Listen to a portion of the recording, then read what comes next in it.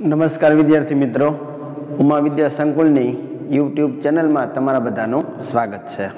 આપણે ગયા પીરિયડમાં પાઠ 17 આર્થિક સમસ્યાઓ અને પડકારો, ગરીબી અને બેરોજગારી એનો પહેલો ભાગ જોયો હતો. એ પીરિયડની અંદર આપણે કયા મુદ્દાઓની વાત કરી હતી? સૌથી પહેલા આપણે થોડીક પ્રસ્તાવના જોઈતી કે ભાઈ આપણા દેશમાં ઘણી બધી આર્થિક અને સામાજિક સમસ્યાઓ જોવા મળે છે. હવે આ સમસ્યાઓ કઈ કઈ હતી? તો એમાં જોયું હતું કે વસ્તી વધારો, ગરીબી, બેરોજગારી, ભ્રષ્ટાચાર, આતંકવાદ, મોંઘવારી છે, ભૂખમરો છે. આ બધી આર્થિક અથવા સામાજિક સમસ્યા. એમાંની બે આર્થિક સમસ્યા એટલે ગરીબી અને બેરોજગારી, જે આપણા દેશના અર્થતંત્રની સામે એક પડકાર છે. પછી આપણે જોયું હતું કે ગરીબી એટલે શું? તો કે આપણા દેશના ઘણા બધા લોકો એવા છે કે જે લોકો પોતાની પ્રાથમિક જરૂરિયાતો પણ, હવે પ્રાથમિક જરૂરિયાતો એટલે કઈ કઈ? તો કે ખોરાક, પોશાક, રહેઠાણ, શિક્ષણ અને આરોગ્ય. આ ખોરાક, પોશાક, રહેઠાણ, શિક્ષણ ને આરોગ્ય એ પ્રાથમિક જરૂરિયાતો અથવા મૂળભૂત જરૂરિયાતો અથવા પાયાની જરૂરિયાતો, જે લોકો ન્યૂનતમ ઓછામાં ઓછા બજાર ભાવે પણ જો ખરીદી શકતા ન હોય, મેળવી શકતા ન હોય, તો એવા લોકોને ગરીબ કહેવાય. અને તેમની આવી પરિસ્થિતિને, જે ખૂબ જ દારૂણ, દયનીય આપણે કહી શકીએ એવી પરિસ્થિતિને ગરીબી કહે છે. ત્યાર પછી આપણે ગરીબી રેખા નીચે જીવતા લોકોના લક્ષણો જોયા હતા, જેમાં સૌથી પહેલા જોયું હતું કે જેમને 2 ટકનું ભોજન ન મળતું હોય. બીજું કે જે લોકોને ઈચ્છા ન હોવા છતાં ગંદા કે જે સ્લમ વિસ્તાર, ઝૂંપડપટ્ટી કહેવાય, એમાં રહેવું પડતું હોય. મોકળાશવાળી જગ્યા ન હોય રહેવા માટે. સ્વચ્છ હવા ઉજાસવાળું મકાન ન હોય. જે લોકો અનેક નાની મોટી બીમારીઓથી પીડાતા હોય. સરેરાશ આયુષ્ય બરાબર ઓછું હોય. તેમના બાળકો કે જે અભ્યાસ કરવાની ઉંમરે માતા પિતાને મદદ કરવા માટે કોઈને કોઈ કામ ધંધે જતા હોય. કુપોષણના કારણે જેમના બાળકોના બાળ મૃત્યુનું પ્રમાણ વધારે હોય. તો આ બધા જે લક્ષણ છે એ આપણે કહીશું ગરીબી રેખા નીચે જીવતા લોકોના લક્ષણો. પછી એ તમને કીધું હતું કે ભાઈ સરકારે આ લોકો માટે શું કર્યું છે કે જેથી તેમનું જીવન ધોરણ ઊંચું લાવી શકાય, ગરીબી રેખા નીચે જીવન જીવે છે એનાથી ઉપર લાવી શકાય, જેને બીપીએલ કુટુંબો કહે છે. એમાં આપણે સૌથી પહેલા જોયું હતું કે સરકારે સૌથી પહેલા તો આપણા દેશમાં જેટલા પણ લોકો કે જે ગરીબી રેખા નીચે જીવન જીવે છે એમની એક યાદી બનાવી અને એમને અંત્યોદય કુટુંબ કે પછી ગરીબી રેખા નીચે જીવતા કુટુંબ જાહેર કર્યા. પછી શું કર્યું? સરકારે જાહેર વિતરણ વ્યવસ્થા શરૂ કરી અને આ જ જાહેર વિતરણ વ્યવસ્થા અનુસાર વ્યાજબી ભાવની દુકાનો શરૂ કરી. એમને બીપીએલ રેશન કાર્ડ આપવામાં આવ્યા કે જ્યાંથી બજાર ભાવ કરતા ઘણી બધી ઓછી કિંમતે ખાંડ, કેરોસીન, કઠોળ, ઘઉં કે પછી ચોખા છે, આવી ઘણી બધી વસ્તુઓ એ લોકોને પૂરી પાડવામાં આવે છે. પછી તમને કીધું હતું કે ભાઈ ગરીબી રેખાનો સૌ પ્રથમ ખ્યાલ કોણે આપ્યો હતો? તો એનું યાદ, તમે નામ યાદ રાખી લેજો. એનું નામ છે બિયોર્ડ ઓરે, જેને ગરીબી રેખાનો સૌ પ્રથમ ખ્યાલ આપ્યો. WHO ના એટલે કે વર્લ્ડ હેલ્થ ઓર્ગેનાઇઝેશન, વિશ્વ આરોગ્ય સંગઠન, એના અધ્યક્ષ હતા, નિયામક કહી શકાય, એમને આ ખ્યાલ આપ્યો અને એમના જણાવ્યા અનુસાર કે ભાઈ ગરીબી રેખા નીચે આપણે કોને ગણી શકીએ, તો એની વ્યાખ્યામાં જે આવ્યું હતું એ રિપીટ થશે કે જે લોકોને અનાજ એટલે કે ખોરાક, પોષણયુક્ત આહાર, રહેઠાણની સુવિધા ન હોય, પીવાનું ચોખ્ખું પાણી ન મળતું હોય, સારો પોશાક કપડાં છે એ ન ખરીદી શકતા હોય, મેળવી ન શકતા હોય, સેનિટેશનની સુવિધા ન મળતી હોય, વીજળીની સુવિધા ન મળતી હોય, તો આવા જે લોકો છે એનો સમાવેશ ગરીબી રેખા નીચે જીવતા લોકોમાં કરવામાં આવે છે. અહીંયા સુધીની આપણે વાત કરી હતી. હવે આજે આપણે ગરીબીનું માપન,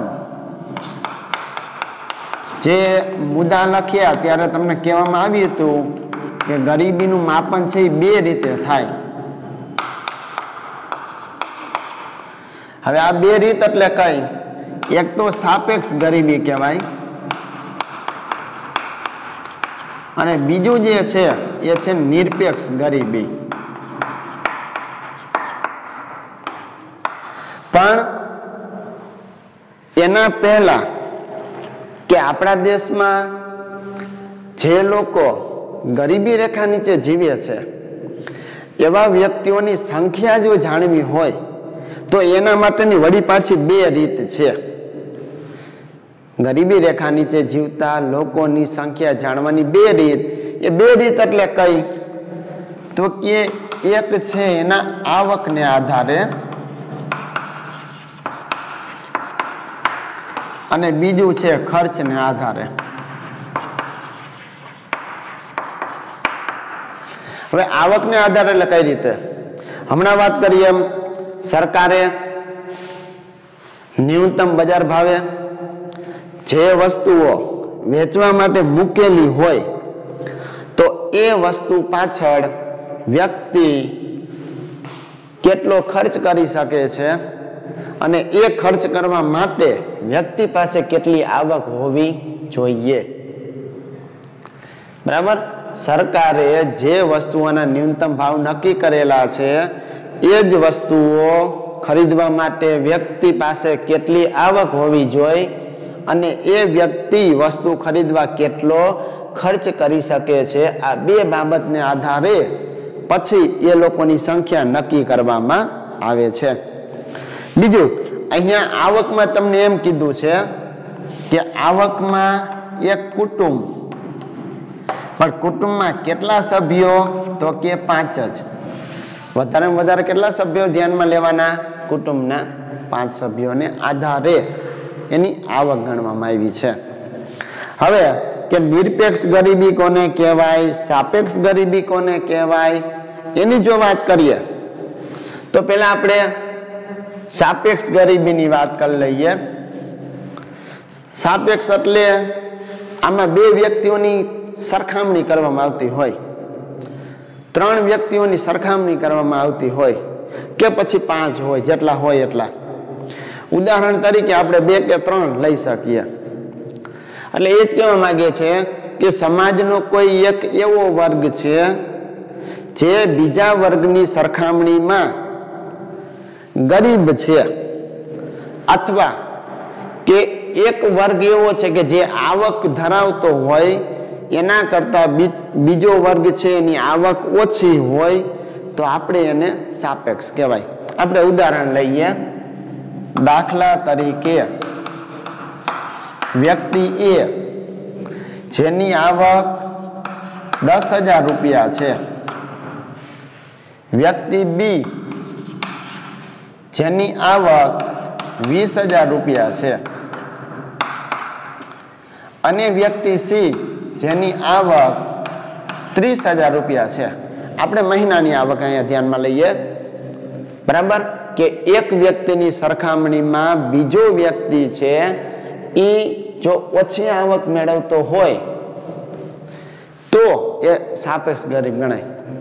અહીંયા તમે જો કે સૌથી વધારે આવક કોની છે? તો કે વ્યક્તિ સી ની છે. સી ની આવક કેટલી? 30,000 રૂપિયા. તો આપણે એમ કહી શકીએ કે વ્યક્તિ સી કરતા વ્યક્તિ બી અને વ્યક્તિ એ આ બંને સાપેક્ષ રીતે ગરીબ છે.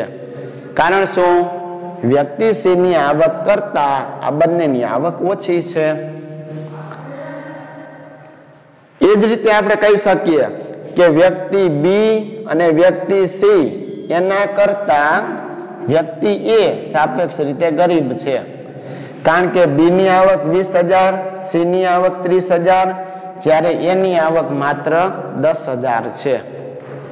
આમ તમારે ટૂંકમાં એટલું જ યાદ રાખવાનું કે બે વ્યક્તિઓની આવકની સરખામણી કરવામાં આવે, એમાં એક વ્યક્તિ બીજા વ્યક્તિ કરતા જો વધારે આવક ધરાવતો હોય તો આના કરતા આ વ્યક્તિ સાપેક્ષ રીતે ગરીબ ગણાશે.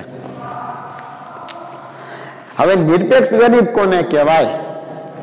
તો કે સમાજમાં ઘણા બધા લોકો એવા છે જે આપણી જીવન જરૂરિયાતની વસ્તુઓ કહેવાય, જેમ કે અનાજ છે, કઠોળ છે, શાકભાજી છે, દૂધ છે, કપડાં છે. આવી વસ્તુઓ પણ બજાર ભાવે પ્રાપ્ત કરી શકવા સક્ષમ ન હોય, એટલે કે મેળવી ન શકતો હોય. બરાબર? અનાજ, કપડાં, શાકભાજી, દૂધ, આવી બધી જે વસ્તુઓ છે જે વ્યક્તિ વર્તમાન બજાર ભાવે ખરીદી કરી શકવા સક્ષમ ન હોય, મેળવી શકતો ન હોય, ત્યારે એ વ્યક્તિને નિરપેક્ષ ગરીબ ગણવામાં આવે છે અને એમની પરિસ્થિતિને નિરપેક્ષ ગરીબી ગણાય. ચાલો હવે નવો મુદ્દો લઈએ અને એ મુદ્દો ભારતમાં ગરીબી આંકડાકીય માહિતીથી ભરપૂર મુદ્દો છે. જોકે પાઠની શરૂઆત કરી અને પહેલાના પીરિયડમાં ત્યારે કીધું હતું કે આમાં સરખામણી કરેલી છે કે ભાઈ 2013-14માં બરાબર ભારતમાં કુલ કેટલા ગરીબો, ગ્રામીણ વિસ્તારમાં કેટલા ગરીબ, શહેરી વિસ્તારમાં કેટલા ગરીબ, કેટલા કરોડ, કેટલા ટકા. આયોજન પંચનો અહેવાલ શું કહે છે, વિશ્વ બેંકનો અહેવાલ શું કહે છે, અને એ સિવાય એક અહેવાલ આવશે UNDP નો 2015 નો અહેવાલ. UNDP સંસ્થા જેનું પૂરું નામ છે United Nations development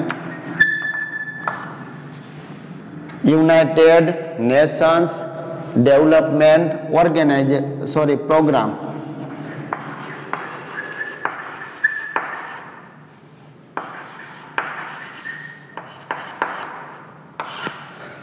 United Nations Development Programme, સંયુક્ત રાષ્ટ્ર વિકાસ કાર્યક્રમ. ગુજરાતીમાં આપણે આવું કહી શકીએ, સંયુક્ત રાષ્ટ્ર વિકાસ કાર્યક્રમ. એને 2015માં જે અહેવાલ આપ્યો એ મુજબ પણ માહિતી આવશે. હવે એમાં આપણે સૌથી પહેલા આયોજન પંચે જે માહિતી આપી એની વાત કરી લઈએ.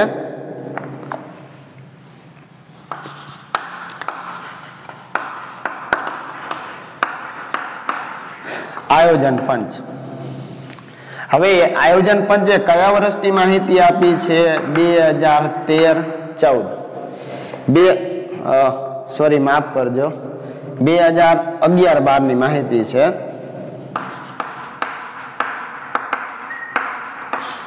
2011-12 ની માહિતી. હવે એમાં આયોજન પંચે ગરીબી રેખા નીચે જીવતા જે લોકો છે અથવા ગરીબી રેખા નક્કી કરવા માટે સૌથી પહેલા શું કર્યું? તો કે 2 ભાગ પાડ્યા. હવે આ 2 ભાગ એટલે કયા? તો કે ગ્રામીણ ક્ષેત્ર અને શહેરી વિસ્તાર, અથવા શહેરી ક્ષેત્ર, ગ્રામીણ ક્ષેત્ર અને શહેરી ક્ષેત્ર. હવે આમાં આયોજન પંચે શું નક્કી કર્યું? સૌથી પહેલા માથાદીઠ માસિક વપરાશી ખર્ચ નક્કી કર્યો. માથાદીઠ માસિક 1 મહિનાનો ખર્ચ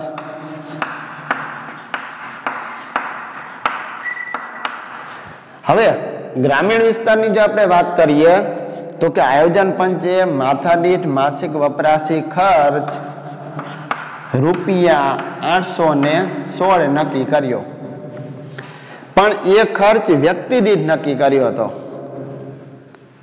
વ્યક્તિ દીઠ પૂછે તો ₹816, પણ જો કુટુંબ દીઠ પૂછવામાં આવે, શું પૂછવામાં આવે? કુટુંબ દીઠ. તો અહીંયા તમને કીધું હતું જો કે કુટુંબમાં કેટલા સભ્ય? 5 સભ્ય. અહીંયા આપણે બે રીત જોઈતી, વ્યક્તિ દ્વારા કરવામાં આવતો ખર્ચ વસ્તુ પાછળનો, સેવા પાછળનો, અને વ્યક્તિને મળેલી આવક. કુટુંબમાં કેટલા સભ્ય? વધારે વધારે 5. તો અહીંયા પણ એ જ કહે છે કે ભાઈ જો વ્યક્તિ દીઠ ખર્ચ છે એ ₹816 હોય એક વ્યક્તિનો, તો 5 વ્યક્તિનો ખર્ચ કેટલો થાય?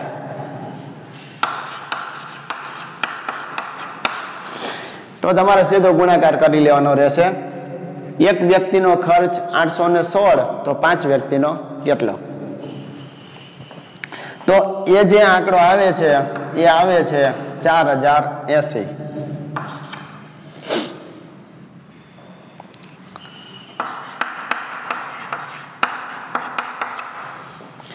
એટલે કે ગ્રામીણ ક્ષેત્રમાં એવો વ્યક્તિ કે જે મહિનાનો વપરાશી ખર્ચ જો ₹816 મેળવી શકતો હોય એક વ્યક્તિ, તો એ ગરીબી રેખા નીચે જીવતો નથી, એના કરતા ઓછા વધુ જીવે છે.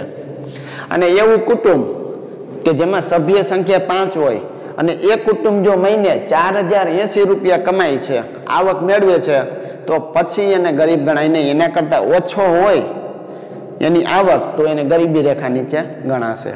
હવે આપણે જો વાત કરીએ શહેરી ક્ષેત્રની, અહીંયા પણ એ જ વસ્તુ લાગુ પડશે. માથાદીઠ માસિક વપરાશી ખર્ચ, પણ શહેરી વિસ્તારમાં ખર્ચ વધારે આપ્યો છે. ગ્રામીણ વિસ્તારમાં આવક ઓછી છે, ખર્ચ પણ ઓછા છે.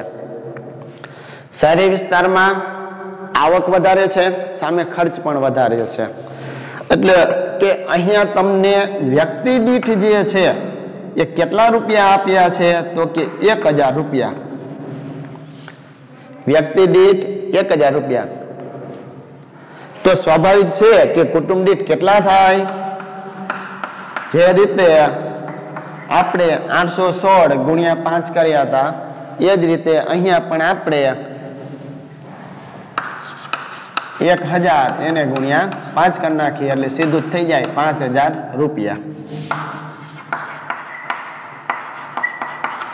એનો મતલબ એવો થયો કે શહેરી વિસ્તારમાં જે કુટુંબ મહિને 5000 જો ખર્ચ કરી શકે છે, અથવા શહેરી વિસ્તારમાં એક વ્યક્તિ જે મહિને ₹1000 ખર્ચ કરી શકે છે, તો એને ગરીબી રેખા નીચે ગણાશે નહીં. એના કરતા જો ઓછો ખર્ચ કરી શકતા હોય તો એ ગરીબી રેખા નીચે જીવન જીવે છે.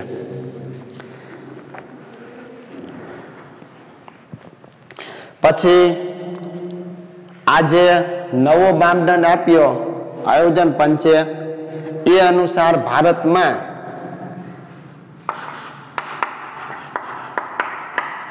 (2011-12) એમાં ગરીબોની સંખ્યા ઘટીને કેટલા કરોડ થઈ હતી? બરાબર. તો 2012માં ગરીબોની સંખ્યા 27 કરોડ. કેટલી હતી? તો કે 27 કરોડની થઈ હતી. પણ આજે છે તમને કરોડમાં આપ્યું છે. હવે આની આ જ વસ્તુ જો તમને ટકાવારીમાં પૂછે કે ભાઈ આયોજન પંચના 2011-12 અહેવાલ પ્રમાણે ભારતમાં ગરીબોની સંખ્યા કેટલા ટકા હતી, તો ત્યારે તમારે લખવાનું રહેશે 21.9%.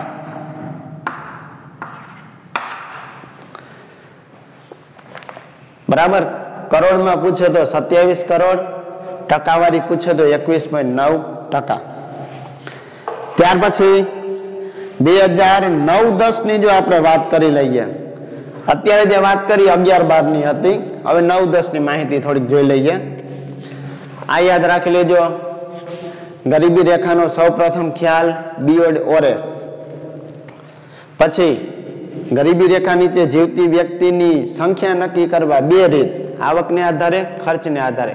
પણ આવકમાં કુટુંબમાં કેટલી વ્યક્તિ? 5। પછી યુએનડીપી 2015 નો અહેવાલ, એની હમણાં વાત કરીએ।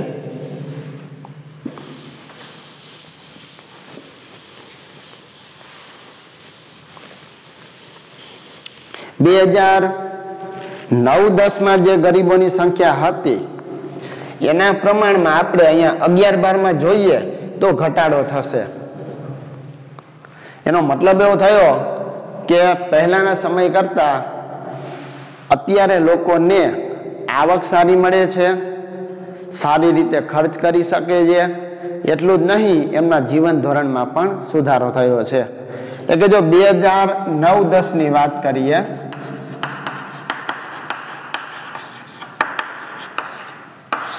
તો કે 2009-10 માં ગરીબીનું પ્રમાણ કુલ વસ્તીના કેટલા ટકા હતું? તો કે 29.8%। હવે અહીંયા તમે સરખામણી કરી શકો છો કે અહીંયા કેટલા ટકા કીધા તમને? 21.9, અહીંયા કેટલા છે? 29.8। એનો મતલબ ટકાવારીમાં શું થયું? તો કે ઘટાડો થયો છે। હવે ટકાવારીમાં ઘટાડો થાય તો સ્વાભાવિક છે કે કુલ ગરીબોની સંખ્યામાં પણ ઘટાડો થાય। તો ત્યારે 35.47 કરોડ લોકો એવા હતા જે ગરીબી રેખા નીચે જીવન જીવતા હતા। એ 35.47 કરોડમાંથી ઘટીને 2011-12 માં કેટલા થયા? 27 કરોડ લોકો। ત્યાર પછી વિશ્વ બેંકે જે અહેવાલ આપ્યો એ અહેવાલ મુજબ 2010 માં આપણા દેશની જે કુલ વસ્તી હતી 121 કરોડ, એ 121 કરોડ માંથી 32.7% લોકો એવા હતા। બરાબર। કોના અહેવાલ પ્રમાણે? તો કે વિશ્વ બેંકના।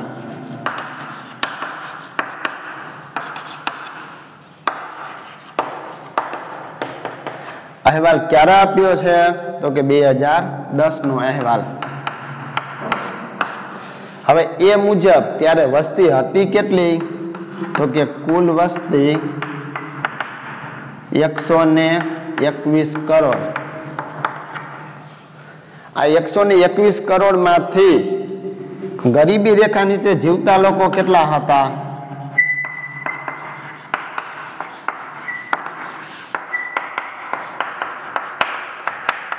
જો કરોડ નો પૂછે તો તમારે લખવાનું 45.6 કરોડ। 45.6 કરોડ। અને જો ટકાવારીમાં પૂછે તો 32.7%। એટલે આગળ કે માહિતી ઘણી બધી છે, યાદ રાખજો।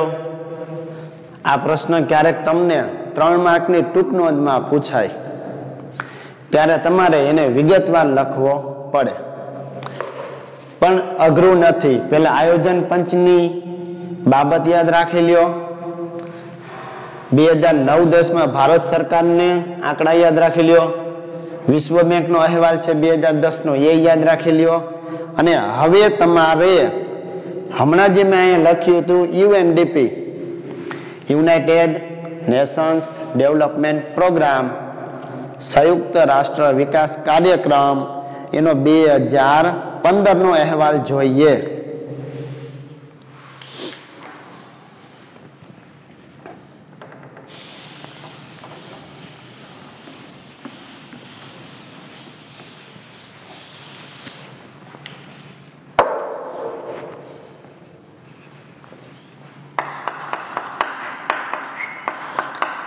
યુએનડીપી નો 2015 નો અહેવાલ. હવે એમને જે અહેવાલ આપ્યો યુએનડીપી સંસ્થાએ, હવે એ અનુસાર જો એને 2011-12 ની જે વસ્તી હતી એનો જ અહેવાલ એને આપેલો છે, પણ એની 11-12 ની ગણતરી કરીને અહેવાલ ક્યારે આપ્યો? 2015 પ્રસિદ્ધ કર્યો અહેવાલ. પણ માહિતી કયા વર્ષની છે? તો કે 2011-12 ના જ વર્ષની છે. હવે એ મુજબ જો અહીંયા લખ્યું છે કે ભાઈ કુલ વસ્તીના કેટલા ટકા લોકો ગરીબી રેખા નીચે જીવતા હતા? તો કે 21.92%. આયોજન પંચના અહેવાલમાં પણ આ જ હતું, 21.9 અથવા 21.92 લખો તો પણ ચાલે, કારણ કે જો અહીંયા 2011-12 બે વર્ષ એક જ આપેલા છે, આયોજન પંચનો અહેવાલ અને પછી યુએનડીપી નો. હવે અહીંયા બે વિભાગ પાડ્યા છે કે ભાઈ આ કુલ તમને જે કીધા 21.92%, હવે એમાંથી ગ્રામીણ ક્ષેત્રે અને બીજું જે છે એ છે શહેરી ક્ષેત્ર. કુલ 21.92% લોકો ગરીબી રેખા નીચે જીવન જીવતા હતા, એમાંથી ગ્રામીણ ક્ષેત્રે 25.7% લોકો અને શહેરી વિસ્તારમાં કે શહેરી ક્ષેત્રે 13.7% લોકો. હવે અહીંયા તમને પ્રશ્ન થાય કે ગ્રામીણ ક્ષેત્રે કેમ વધારે? તો કે ગ્રામીણ ક્ષેત્રે રોજગારીની તક ઓછી છે, મોટા ભાગે મુખ્ય વ્યવસાય તરીકે ખેતી જ છે. ખેતી વળી પાછી વરસાદ ઉપર આધારિત છે, વરસાદ અનિયમિત અને અનિશ્ચિત છે. મોટા કોઈ ઉદ્યોગો છે, નાના ઉદ્યોગો છે, એનો વિકાસ ગામડાઓમાં વધારે થયો નથી, એટલે સ્વાભાવિક છે કે ત્યાં રોજગારી ઓછી મળશે. રોજગારી ઓછી મળશે તો ગરીબીમાં વધારો થશે.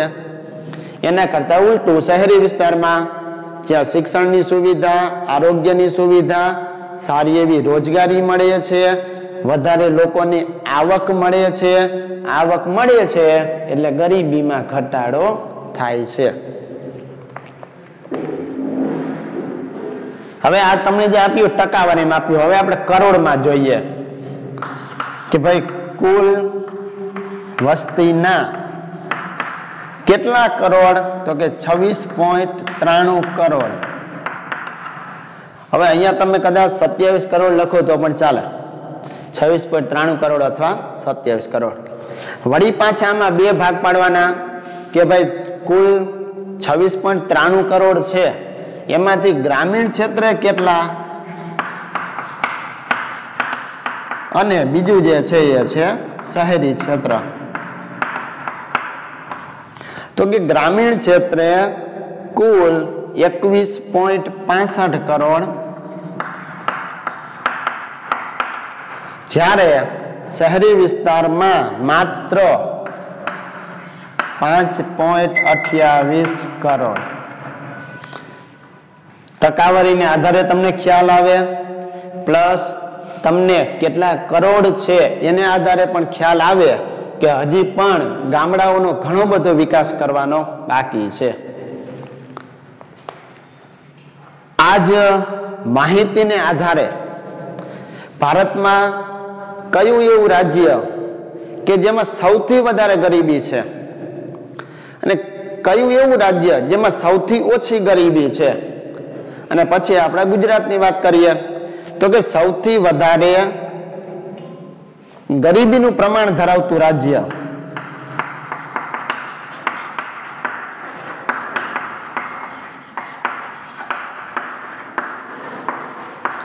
આ તમને વિકલ્પ, ખાલી જગ્યા, બરાબર, એક એક વાક્યના પ્રશ્ન એમાં પૂછાઈ શકે. તો કે સૌથી વધારે ગરીબી ધરાવતું રાજ્ય કયું છે? તો કે છત્તીસગઢ. અને કેટલા ટકા છે? તો કે 36.93%. એટલે કે છત્તીસગઢ રાજ્ય એવું છે કે જેમાં હજી પણ 36.93% લોકો એવા છે કે જે ગરીબી રેખા નીચે જીવન જીવે છે. સૌથી ઓછી ગરીબીની વાત કરી લઈએ. સૌથી ઓછી ગરીબીનું પ્રમાણ ધરાવતું રાજ્ય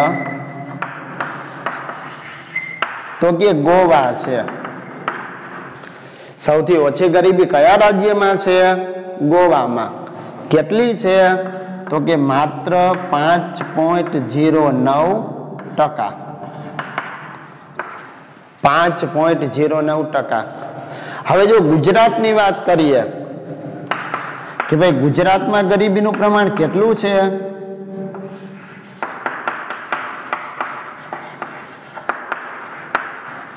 તો કે આપણા ગુજરાતમાં ગરીબીનું પ્રમાણ 16.63% છે.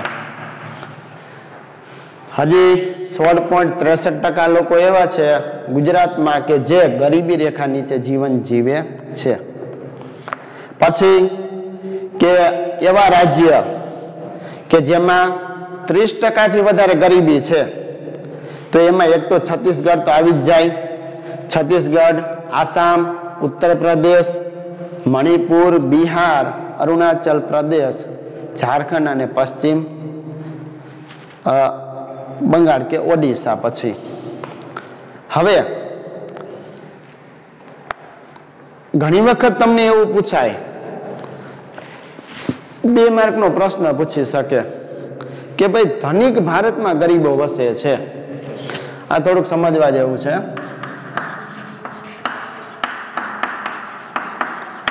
ધનિક ભારતમાં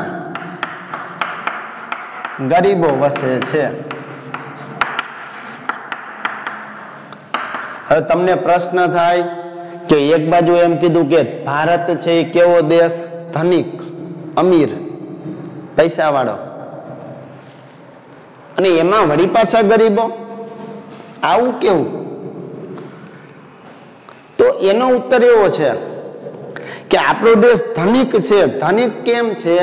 તો કે આપણા દેશમાં વિપુલ પ્રમાણમાં કુદરતી સંસાધનો જે પૃથ્વીના પેટાળમાં પડેલા છે અને એ જ કુદરતી સંસાધનોનો જો ઉપયોગ કરવામાં આવે બરાબર તો ગરીબોની સંખ્યા ઘટાડી શકાય.